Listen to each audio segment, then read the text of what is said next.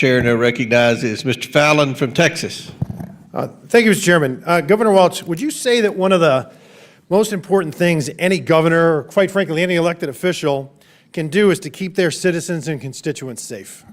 I would, Congressman. Great, I would agree. And I ask this because when I was reading your bio that you provided, nowhere did you mention the safety and security of Minnesotans or fighting crime or supporting law enforcement or, for that matter, the rule of law. So I want to take you back to 2020. You were the governor of Minnesota. There were summer protests. You referred to them as peaceful demonstrations. In hindsight, would you still stand by that? Were they mostly peaceful? Congressman, after the murder of George Floyd on the streets, thousands gathered in the streets. Were there those that... But, Governor, were they mostly peaceful protests? The vast majority certainly were. Those that weren't... So why would you have to call out the National Guard for mostly peaceful protests? They weren't all peaceful protests. Okay, so they weren't, all right, mostly. So, Governor, the total damage in dollars, what was that in Minnesota for the peaceful protests? I don't have that in all right, according to the insurance industry in Minnesota, they put the number between 1 and 2 billion, and your own state Senate put the price tag at 500 million.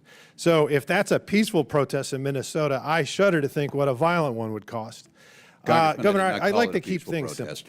Okay. I did not call it that. We had folks who were there, okay, and they're in prison. Okay, great. I'd like to keep things simple as far as when we talk about federal detainers, and I've talked to several federal law enforcement officials about this. So a detainer is issued when someone's already in custody and confined, jail, prison, court.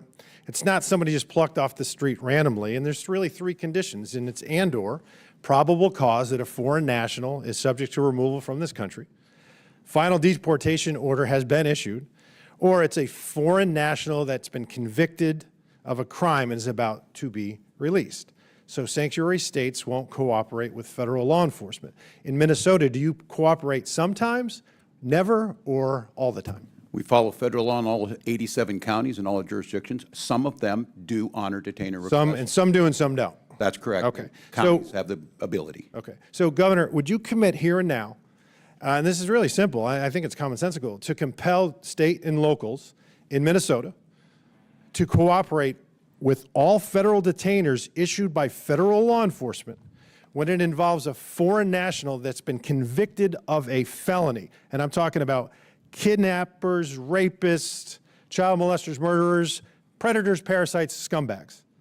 In all those instances, of a felony being held by my state corrections, every time we call. Every single time you're going to do that. Every time we in call Minnesota. them and have them come pick it up. What I would ask you to commit to is, are you going to fund ICE's what they don't pay us on detainers? Well, listen, on detainers and in ICE, I don't call them the Gestapo.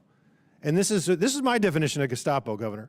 Real Nazis from 1933 to 1945 that facilitated and participated in the murder of millions. I don't call federal law enforcement officers Gestapo. You were recently quoted. Where's the apology?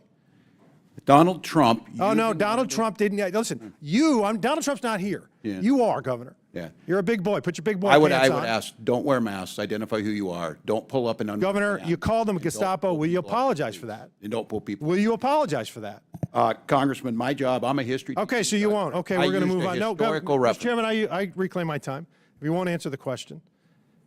I think that's hyperbolic demagoguery. I mean, you said that in a speech, maybe you got a little carried away. I don't know if you apologize for that too, that you were, quote, going to kick Republicans' asses.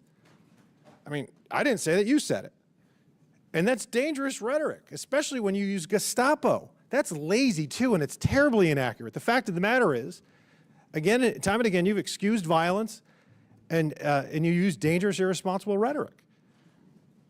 And you can choose between being on the side of law enforcement or the side of vicious criminals, and you've chosen the latter time and again. I don't know why. Maybe it's because you want to impress your limousine liberal friends when you're eating wine and cheese, or you're getting your coffee every morning at the hemp store. I don't know, but I think it's ignorant, and I think it's culpable, and I think it's disgusting. And I can see why the American people on November 5th made it a very bad night for you and a very great night for our future. Mr. Chairman, I yield back.